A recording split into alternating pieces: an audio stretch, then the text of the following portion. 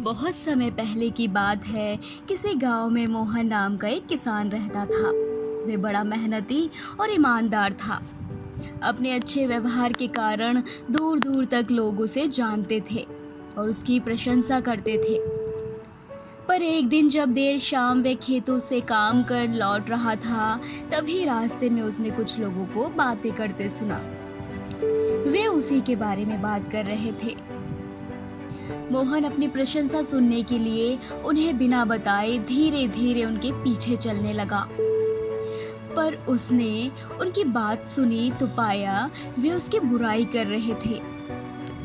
कोई कह रहा था कि मोहन घमंडी है, तो कोई कह रहा था कि सब जानते हैं वो अच्छे होने का दिखावा करता है। मोहन ने इससे पहले सिर्फ अपनी प्रशंसा सुनी थी, पर इस घटना का उसके दिमाग पर बहुत बुरा असर पड़ा और अब जब वे कुछ लोगों को बातें करते देखता तो उसे लगता वे उसकी बुराई कर रहे हैं। यहाँ तक कि अगर कोई उसकी तारीफ करता तो भी उसे लगता कि उसका मजाक उड़ाया जा रहा है। धीरे धीरे सभी ये महसूस करने लगे कि मोहन बदल गया है और उसकी पत्नी भी अपने पति के व्यवहार में आए बदलाव से दुखी रहने लगी।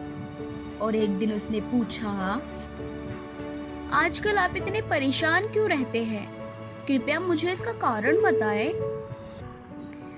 मोहन ने उदास होते हुए उस दिन की बात बता दी। पत्नी को भी समझ नहीं आया कि क्या किया जाए, पर तभी उसे ध्यान आया कि पास के ही एक गांव में एक सिद्ध महात्मा आए हुए हैं और वे बोली, स्वामी, मुझे पता चला है कि पड़ोस के गांव में एक पहुंचे हुए संत आए हैं। चलिए हम उनसे कोई समाधान पूछते हैं। अगले दिन वे महात्मा जी के शिविर में पहुंचे। मोहन ने सारी घटना बताई और बोला, महाराज, उस दिन के बाद से सभी मेरी बुराई और झूठी प्रशंसा करते हैं। कृपया मुझे बताएं कि मैं वापस अपनी साख कैसे बना सकता हूँ। महात्मा मोहन की समस्या समझ चुके थे। पुत्र, तुम अपनी पत्नी को घर छोड़ाओ और आज रात मेरे शिविर में ठहरो। महात्मा ने कुछ सोचते हुए बोला। मोहन ने ऐसा ही किया, पर जब रात में सोने का समय हुआ तो अचानक ही मेंढकों के टर टर की आवाज आने लगी। मोहन बोला, ये क्या महाराज, यहाँ इतना शोर क्यों है? पुत्र, पीछे एक तालाब है। रात के वक्त उसमें मौजूद मेंढक अपना राग अलपने लगते हैं, पर ऐसे में तो कोई यहाँ सो ही नहीं सकता। मोहन ने चिंता जताई।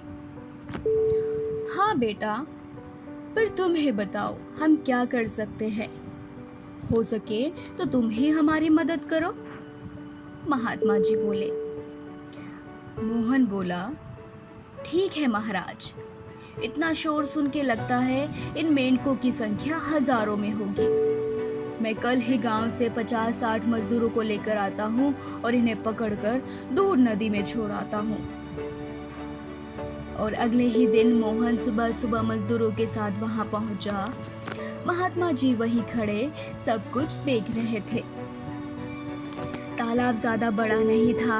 8-10 मजदूरों ने चारों ओर से जाल डाला और मेंढकों को पकड़ने लगे। थोड़ी देर की मेहनत में सारे मेंढक पकड़ लिए गए।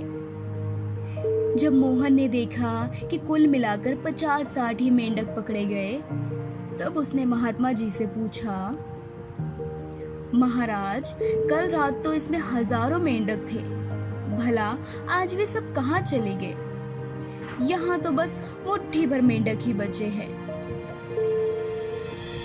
महात्मा जी गंभीर होते हुए बोले, कोई मेंढक कहीं नहीं गया। तुमने कल इन्हीं मेंढकों की आवाज सुनी थी। ये मुट्ठी भर मेंढक ही इतना शोर कर रहे थे कि तुम्हें लगा हजारों मेंढक टर टर कर रहे हो। पुत्र, इसी प्रकार जब तुमने कुछ लोगों को अपनी बुराई करते सुना तो तुम्हें भी यही लगा कि हर कोई तुम्हारी बुराई करता है। पर सच्चाई ये है कि बुराई करने वाले लोग मुट्ठी भर मेंढक के समान ही थे। इसलिए अगली बार किसी को अपनी बुराई करते सुनना तो इतना याद रखना कि हो सकता है ये कुछ ही लोग हो जो ऐसा कर रहे हो। और इस बात को भी समझना कि भले तुम कितने ही अच्छे क्यों ना हो, ऐसे कुछ लोग होंगे ही जो तुम्हारी बुराई करेंगे। मोहन को अपनी गलती का एहसास हो चुका था। वे पुनः पुराना वाला मोहन बन चुका था। दोस्तों, मोहन की तरह हमें भी कुछ लोगों के व्यवहार को हर किसी का व्यवहार नहीं समझ लेना चाहिए और पॉजिटिव फ्रेम ऑफ माइंड से अपनी जिंदगी जीनी चाहिए। हम कुछ भी कर ले, पर लाइफ में कभी ना कभी ऐसी समस्या आ ही जाती है जो रात के अंधेरे में ऐसे लगती है मानो हजारों मेंढक कान में टर टर कर रहे हो।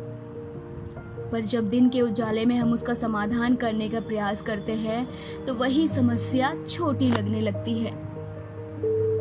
इसलिए हमें ऐसी सिचुएशन में घबराने के बजाय उसका सॉल्यूशन खोजने का प्रयास करना चाहिए और कभी भी इन मुट्ठी भर मेंढकों से घबराना नहीं चाहिए। दोस्तों, अगर आपको हमारा वीडियो पसंद आए तो लाइक, शेयर और सब्सक्राइब जरूर करिए ताकि नेक्स्ट टाइम हम आपके लिए ऐसे अच्छे वीडियोस लाते रहें। दोस्तों, अगर आपको और भी वीडियोस देखने हैं तो हमारे डिस्क्रिप्शन बॉक्स में उसका लिंक दिया गया है, आप वहां जाके और भी वीडियोस देख सकते हैं।